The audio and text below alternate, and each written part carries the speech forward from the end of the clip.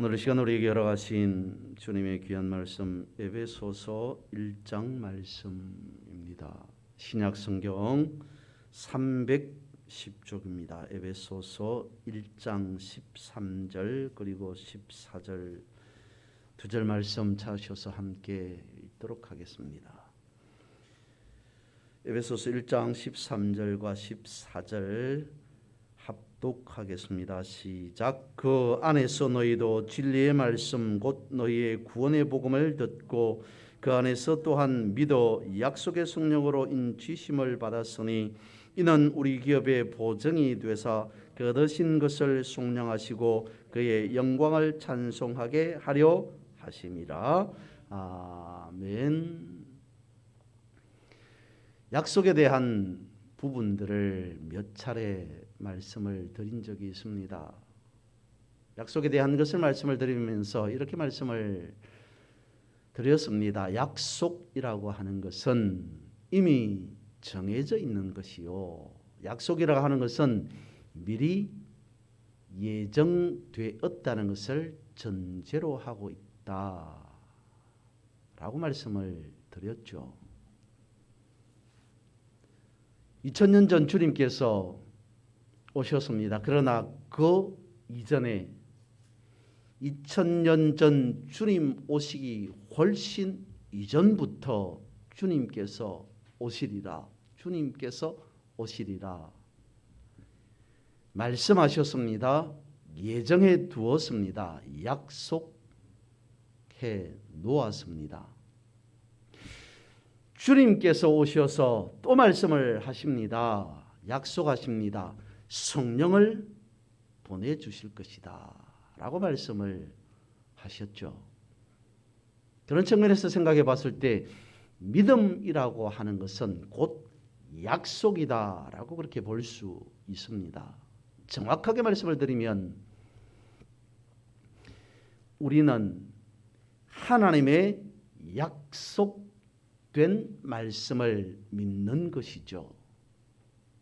그러면 이 약속을 이루어가는 분은 누구이겠습니까?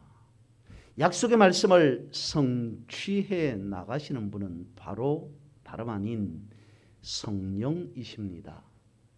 성령 없이는, 성령의 역사하심, 성령의 인도하심 없이는 우리는 믿을 수 없다는 거죠. 고린도전서 12장 3절은 말씀합니다. 성령으로 아니하고는 누구든지 예수를 주시라 할 수 없느니라.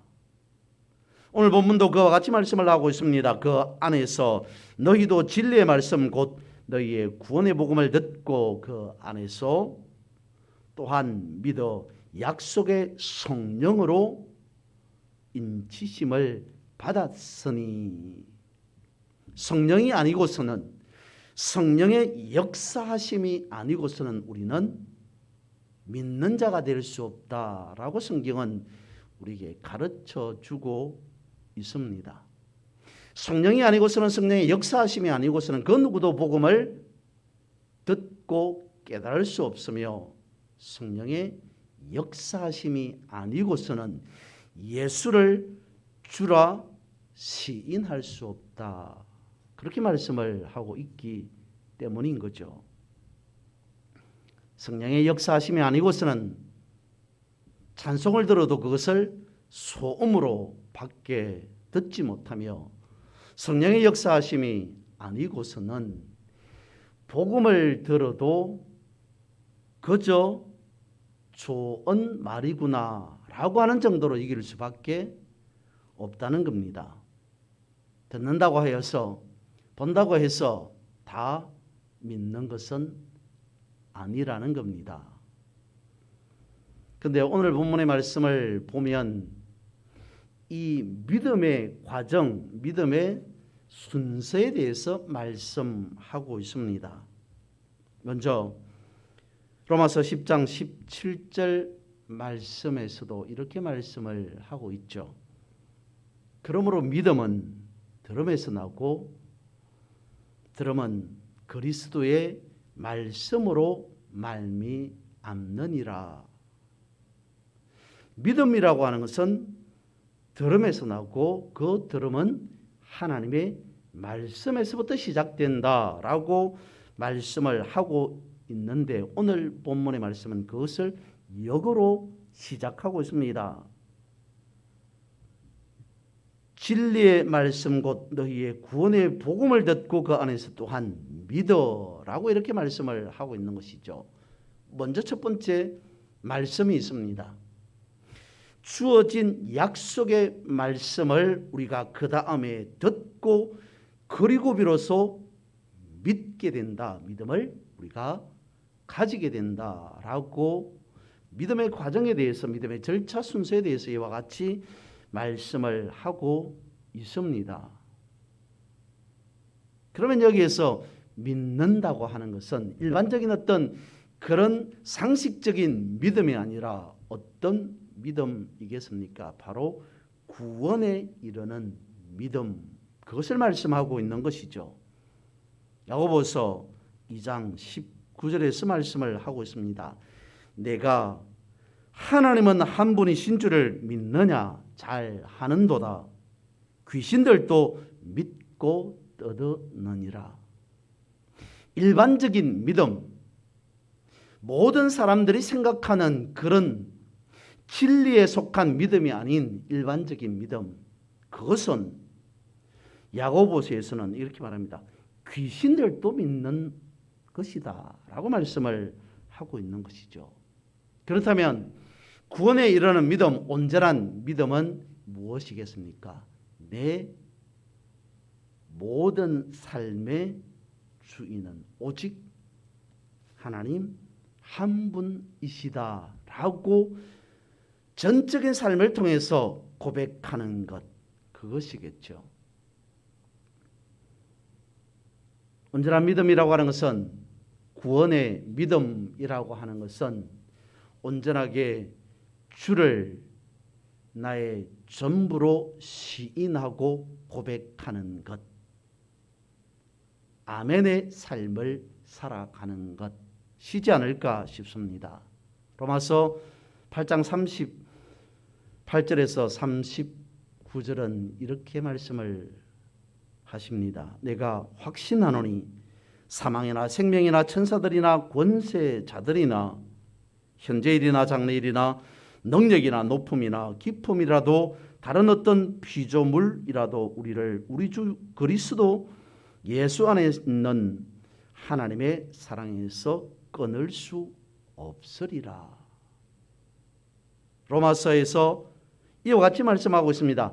내가 확신하노니, 내가 확실하게 믿는 것은 무엇이냐면 나를 그리스도 예수 안에서 끊을 수 없다는 것이다 라고 말씀을 하고 있습니다. 이것은 이렇게 고백한 자의 대단한 믿음에 대해서 말씀을 하고 있는 것이 아니라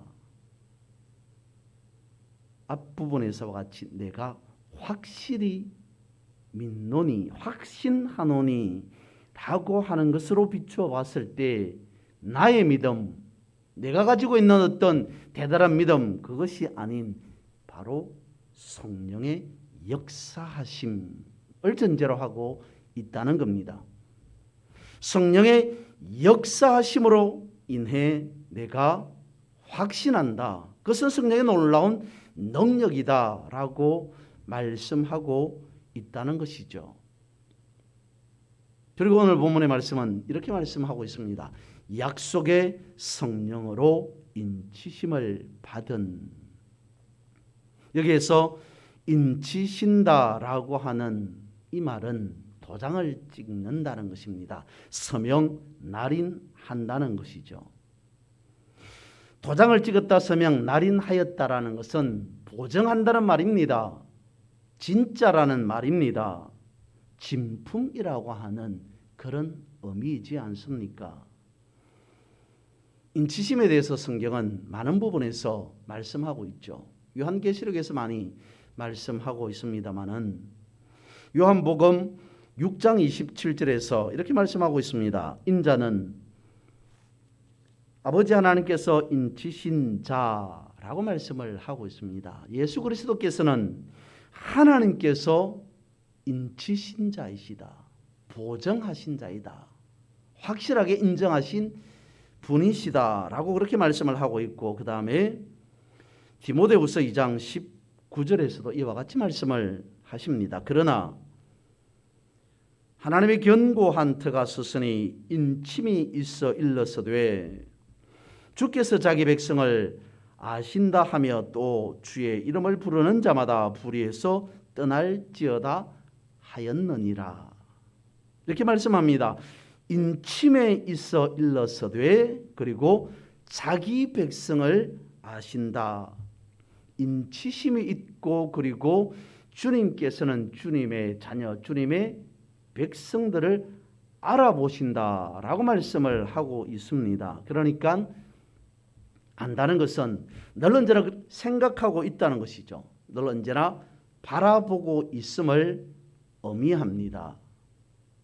그래서 인치심이라고 하는 것은 우리는 하나님의 시선 안에 있다는 것을 말씀하고 있습니다.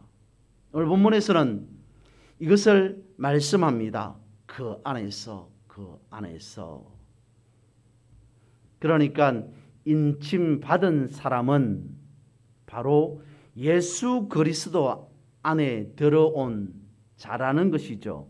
결국 인침이라고 하는 것은 그리스도 안에서 약속의 말씀을 붙잡고 살아가는 자라는 겁니다. 이 사람을 두고 오늘 성경 본문에서는 무엇이라고 말씀을 하고 있는 것일까요?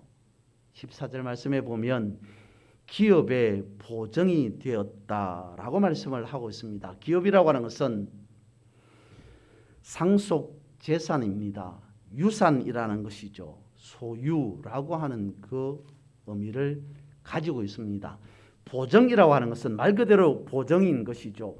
담보라는 것입니다. 그리고 보정이라고 하는 것은 앞서 말씀을 드린 바와 같이 인치심이라는 겁니다.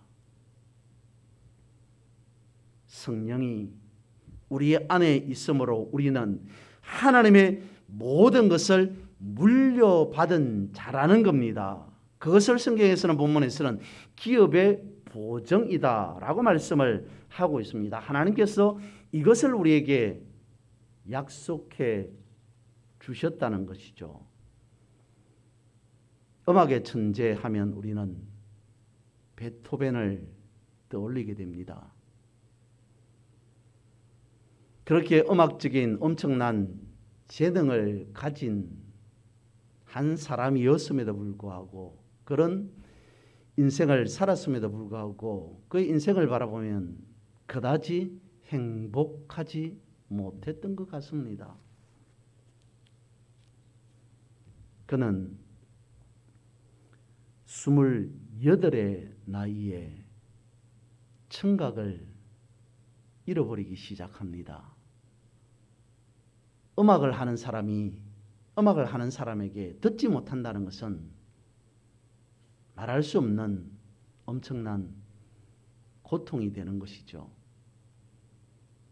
뿐만 아니라 양자로 들어온 동생으로 인해 가전 고생을 다 합니다. 그리고 사랑하는 여인이 있었지만 그는 끝내 결혼조차 하지 못한 채 독신으로서의 인생을 살아갑니다. 하지만 그 어떤 고통보다도 그에게 있어서 가장 큰 고통은 바로 청각을 잃어버렸다는 것입니다. 듣지 못한다는 것입니다. 그것으로 그는 죽음을 생각하고 유서까지 쓰기도 했습니다.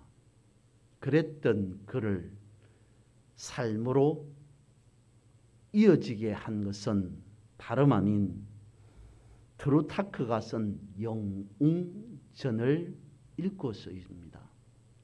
그 책에 이런 내용이 있었다고 합니다. 좋은 일을 하는 사람은 결코 죽지 않는다라는 글귀가 있답니다. 그 말을 그 글을 읽은 베토벤이 나도 스스로 죽지는 말아야 되겠다라고 하는 생각을 하게 되었다는 것이죠.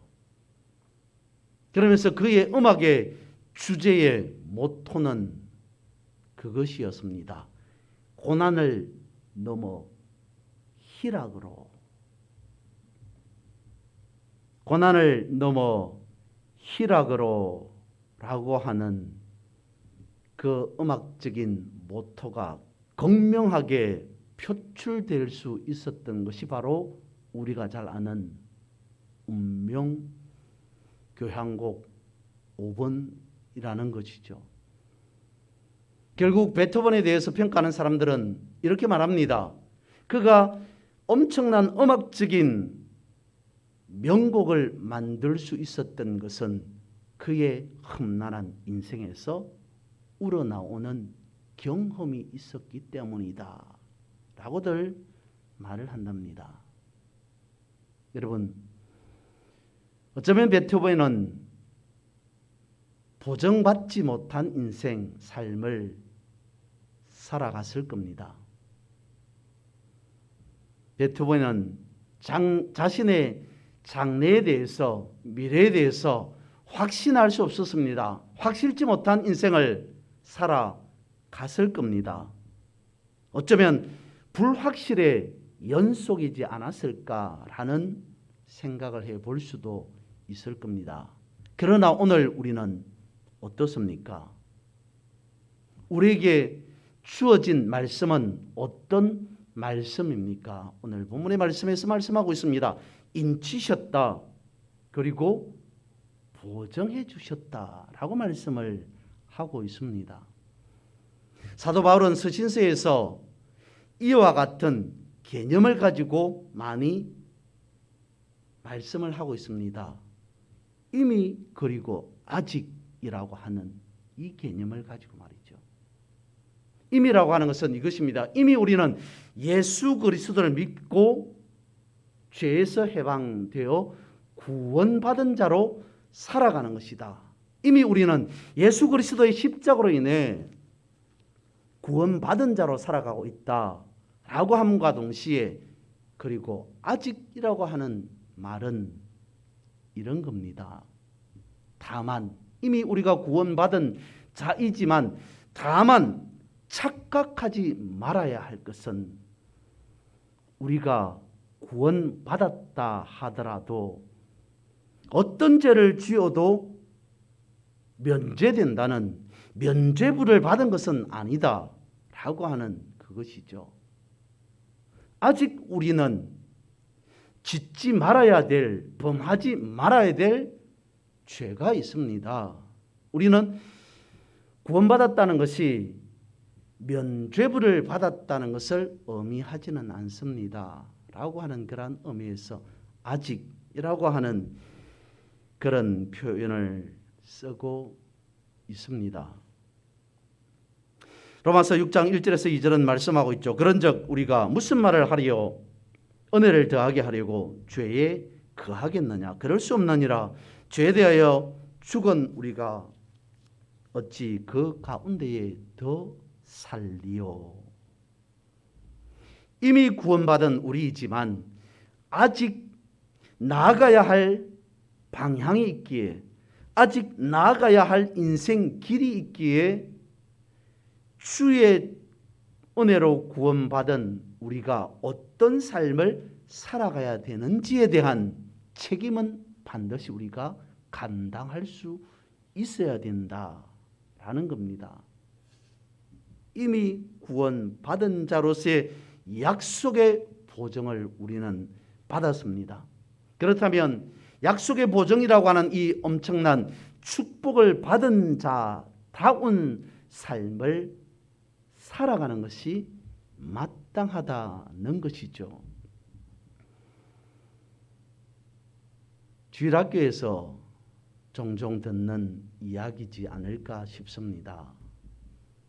주일 성수에 관련된 이야기 중에서 이런 이야기가 있습니다. 미국의 하워드라고 하는 장군에 대한 이야기입니다.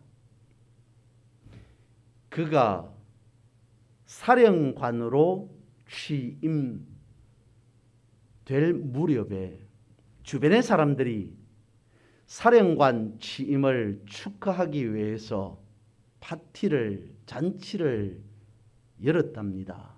그리고 하워드에게 말합니다. 우리가 너의 사령관 취임을 위해 이렇게 준비를 했다라고 말하자 하워드가 그렇게 말하더랍니다.